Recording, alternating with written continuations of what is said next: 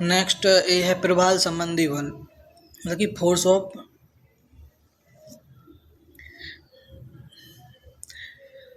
Force of drifting. तो drifting प्रवाह, drift का मतलब क्या, ड्रिफ्टिंग प्रवाह होना। वैगनार के अनुसार महाद्वीप विस्थापन के दो कारण थे। वैगनार भैया ने बताया था कि महाद्वीप विस्थापन के कितने दो कारण थे। दो कारण में पहला था पोलर पोलर फीलिंग फोर्स और टाइडल फोर्स ज्वारीय, मतलब जो था ये टाइडल फोर्स, मान लो चंद्रमा का लगने वाला, मून का लगने वाला, और टाइडल फोर्स के अलावा पोलर फीलिंग फोर्स है जो वो लगने वाला होता है, पोल्स से कनेक्ट होके कुछ था। जो ध्रुवीय फ्लाइंग बल पृथ्वी के घूर्णन से संबंधित था।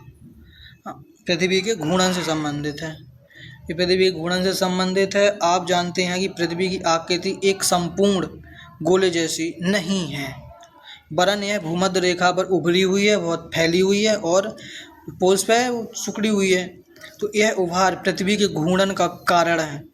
दूसरा बल जो वैज्ञानिक महोदय ने सुझाया वह ज्वारीय बल है, जो सूर्य व चंद्रमा के आकर्षण से संबंधित है, जिससे महासागरों में ज्वार पैदा होता है और टाइडल आते हैं। मतलब ये कह रहे हैं कि जो सूर्य चंद्रमा का जो है ना अट्रैक्शन है, संबंधित है, जो ज्वार पैदा करता है। वैज्ञानिक का मानना था कि करोड़ों वर्षों के दौरान ये बल प्रभावशाली होकर विस्थापन के लिए सक्षम हो गए। यद्यपि बहुत से वैज्ञानिक इन दोनों ही बलों को महाद्वीप विस्थापन के लिए सर्वथा अपर्याप्त समझा जाता है। हाँ, मतलब बाद में इनकी इस थ्योरी में थोड़ा मिसमैच हुआ कि भाई तुम इस फोर्स से कैसे, मतलब ये फोर्स थोड़ा गलत साबित होने लगा था। फिर नई चीज़ें आई तो कॉन्टिनेंटल करंट थ्योरी है। अब एक कॉन्टिनेंटल एक ड्रिफ्ट थ्योरी होती है, एक करंट थ्योरी है। तो करंट थ्योरी में बताया गया था कि 1930 के जो एक वैज्ञानिक थे अर्थर होम्स ने जो मेंटल है ना, मेंटल भाग में संवहन धाराओं के प्रभाव की संभावना व्यक्त की। दैट इज़ मेंटल है, मेंटल का एक पार्ट है। तो यहाँ से जो ये निकली है ना, जो ये संवहन कर रही हैं, तो लाइक इनके बारे में समझाया था। इसकी वजह से जो है ना पूरी पृथ्वी घूमती रहती है, मेंटल्स भी हो उसमें, रेडियो एक्टिव तो होते ही हैं चीज़ें। तो इस सब को कनेक्शन मिला के चीज़ों को बताने की कोशिश की थी। तो वही है ये धाराएं रेडियो एक्टिव तत्वों से उत्पन्न ताप भिन्नता से मेंटल भाग में उत्पन्न होती हैं। होम्स ने तर्क दिया कि पूरे मेंटल भाग में इस प्रकार की धाराओं का तंत्र विद्यमान है। यह उन प्रवाह बलों की व्याख्या प्रस्तुत करने का प्रयास करता था जिसके आधार पर समकालीन वैज्ञानिकों ने महाद्वीपीय विस्थापन को नकार दिया। मतलब जो महाद्वीपीय विस्थापन सिद्धांत वैज्ञानिक ने दिया था, उनने कहा था कि जो ये सन मून का जो अट्रैक्शन फोर्स है, जो टाइडल फोर्स और जो पोलर फीलिंग फोर्स है, तो उसको मतलब नकारने लगे वैज्ञानिक। बिकॉज ऑफ, क्योंकि जब नई थ्योरी आई, मेंटल के बारे में पढ़ा गया, अर्थन होम्स ने चीज़ों को बताया, तो यहाँ से चीज़ें ज़्यादा कनेक्टेड फील हुई, तो नकार दिया गया जब सही थ्योरी आ गई। तो नेक्स्ट है mapping of the ocean floor. फिर ओशियन का मैपिंग होने लग गया, mapping of the ocean floor. तो महासागरों की बनावट और आकार विस्तृत शोध यह स्पष्ट करते हैं कि महासागरों का जो अधस्थल है एक विस्तृत मैदान नहीं है। बिल्कुल सही बात है, उसमें माउंटेन हैं, रॉक हैं, गुयोत हैं और ट्रेंच भी हैं, बहुत सारी चीज़ें हैं। तो अधस्थल विस्तृत नहीं है, वरन उसमें उच्चावच पाया जाता है। द्वितीय विश्व युद्ध के बाद, पोस्ट वर्ल्ड वॉर सेकेंड, महासागरीय अधस्थल के निरूपण अभियान ने महासागरीय उच्चावच संबंधी विस्तृत जानकारी प्रस्तुत की है और यह दिखाया है कि अधस्थली में जलमग्न पर्वतीय कांटे या मतलब कटकें व गहराइयाँ हैं। कटक भी है, मतलब रिज एंड ट्रेंच खाइयाँ, जो प्रायः महाद्वीपों के किनारों पर स्थित हैं। मध्य महासागरीय कटकें ज्वालामुखी उद्गार के रूप में सबसे अधिक सक्रिय पाई जाती हैं। महासागरीय परपटी की चट्टानों के काल निर्धारण से यह तथ्य स्पष्ट कर दिया है कि महासागरों में जो नितल की चट्टानें महाद्वीपीय भाग में पाई जाती हैं ना, वो चट्टानों की अपेक्षा नवीन है। महासागरीय कटक के दोनों तरफ की चट्टानें जो कटक से बराबर दूरी पर स्थित हैं, उन आयु और संरचना में भी आश्चर्यजनक समानता पाई जाती है।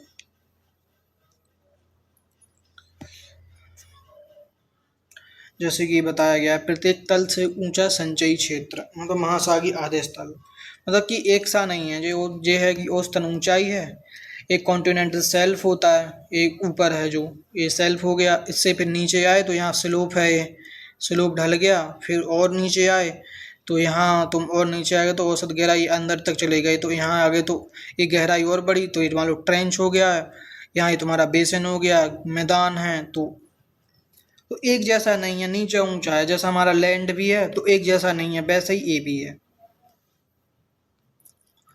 Ocean floor configuration, the ocean floor की बनावट के बारे में बताया गया। तो इस भाग में हम महासागरीय तल की बनावट से संबंधित कुछ ऐसे तथ्यों का अध्ययन करेंगे जो महासागर व महाद्वीपों के वितरण को समझने में मददगार होंगे। महाद्वीपीय तल की आवृत्ति अध्याय 13 में विस्तार से, आवृत्ति या आकृतियां मतलब सॉरी आवृत्ति नहीं, आकृतियां हैं जो हम अध्याय 13 में पढ़ने वाले हैं। गहराई व उच्चावच के प्रकार के आधार पर महासागरीय तल को 3 प्रमुख भागों में विभाजित किया गया है। तो ये तुम्हारा एक महाद्वीपीय सीमा है, गहरे समुद्री बेसन है और मध्य महासागरीय कटक कॉन्टिनेंटल मर्जेस। ये महाद्वीपीय किनारों और गहरे समुद्री बेसनों के बीच का भाग है। इसमें महाद्वीपीय मग्न तट, महाद्वीपीय ढाल, महाद्वीपीय उभार और गहरी महासागरीय खाइयाँ आदि शामिल हैं। महासागरों और महाद्वीपों के वितरण को समझने के लिए गहरी खाइयों के क्षेत्र विशेष महत्वपूर्ण है। जिस चीज़ को समझना है तो ये तो उसमें महत्वपूर्ण बिल्कुल होंगे।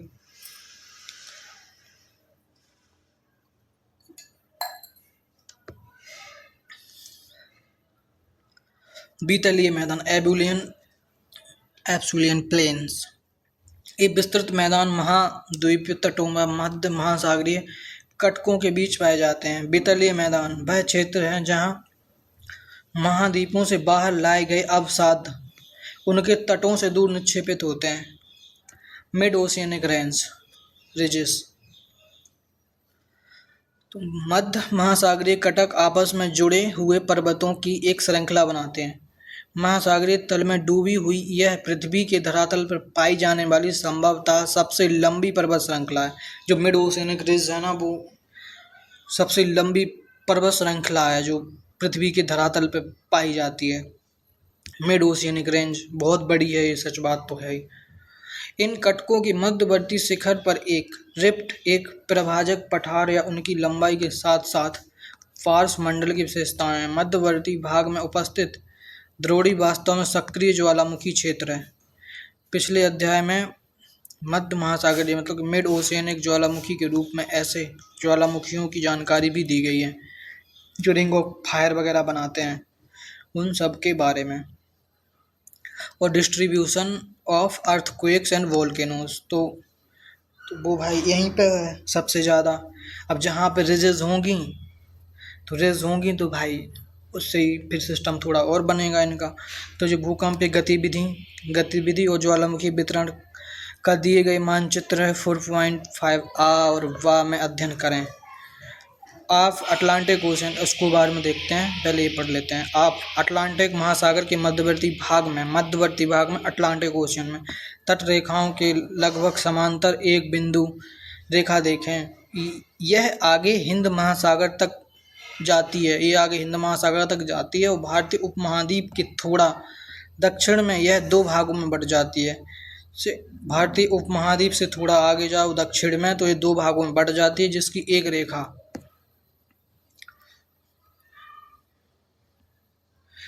एक रेखा पूर्वी अफ्रीका की ओर चली जाती है और दूसरी म्यांमार। एक चली जाती है पूर्वी अफ्रीका, एक म्यांमार से होती हुई न्यू गिनी पर एक ऐसी ही रेखा से मिल जाती है।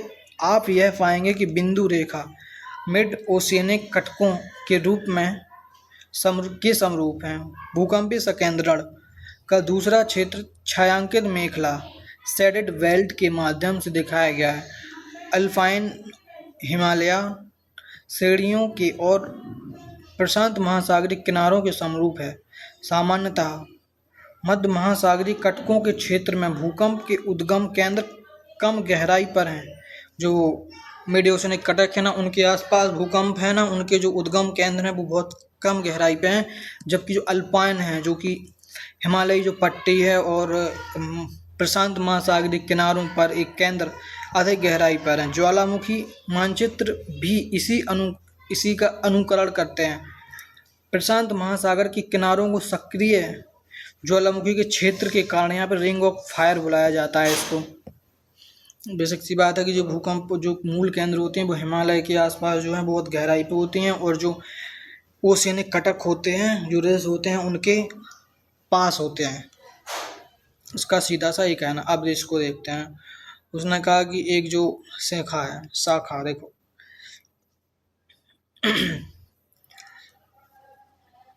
जो यहाँ से अटलांटिक ओशियन से है ना, एक जो चीज़ यहाँ से निकल के आई है, तो ये पूरा घूमते हुए जो है ऐसा, मतलब ये जो अफ्रीका के जो पूरब में जाती है, और एक इंडिया के आसपास से गुजरती हुई ये म्यांमार से होती हुई यहाँ से पूरा चाइना ओशियन में चली जाती है, इस टाइप का।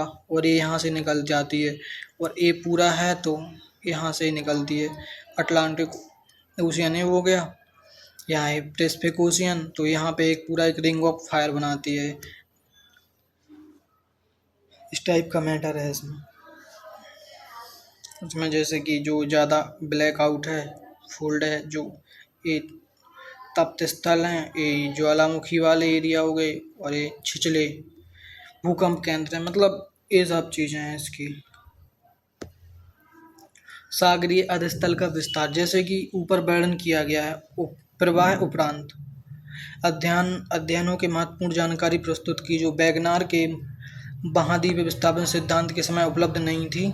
चट्टानों को पूरा चुंबकीय अध्ययन और महासागरीय तल के मानचित्रण के रूप में निम्न तथ्यों को उजागर किया है। यह देखा गया है कि मध्य महासागरीय कटकों के साथ साथ ज्वालामुखी उद्गार सामान्य क्रिया है, और ये उद्गार इस क्षेत्र के बड़ी मात्रा में लावा बाहर निकालते हैं।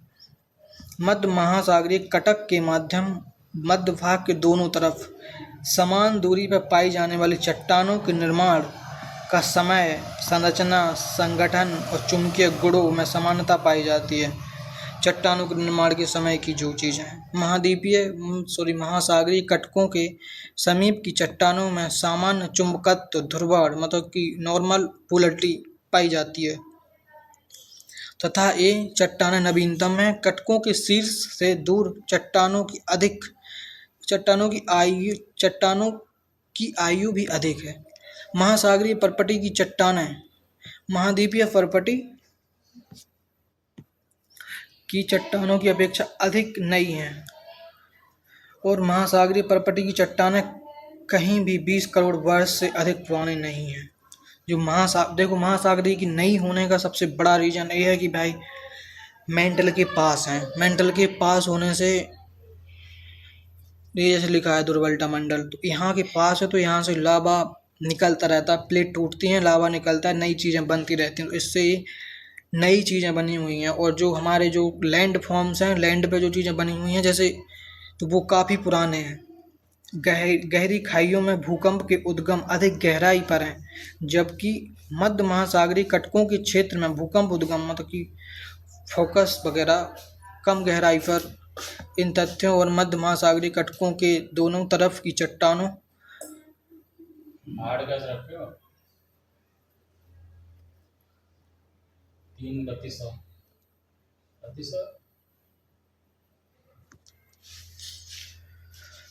गुणों के विश्लेषण के कारण आधार होम्स ने सन 1961 की एक परिकल्पना प्रस्तुत की, जिससे सागरीय अधस्थल विस्तार सी फ्लोर इस प्रयोग के नाम से जाना जाता है।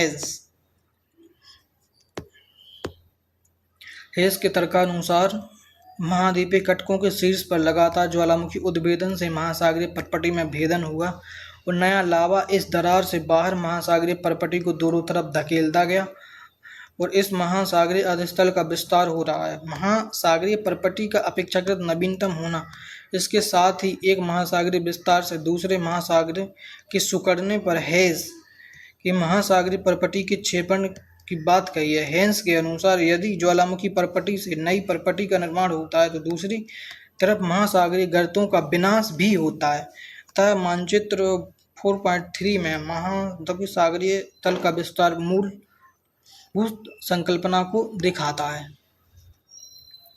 अब जैसे देखो ये गोंडवाना का सिस्टम मतलब इसी टाइप का था कि पहले एक जगह सारी चीज़ें जुड़ी हुई थी फिर टूटने लगी, तो इसमें ये सब दिखाया गया है।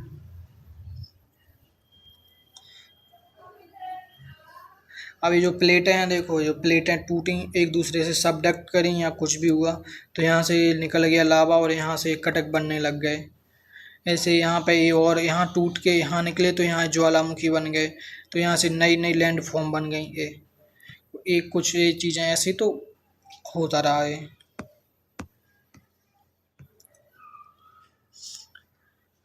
तो प्लेट टेक्टोनिक है।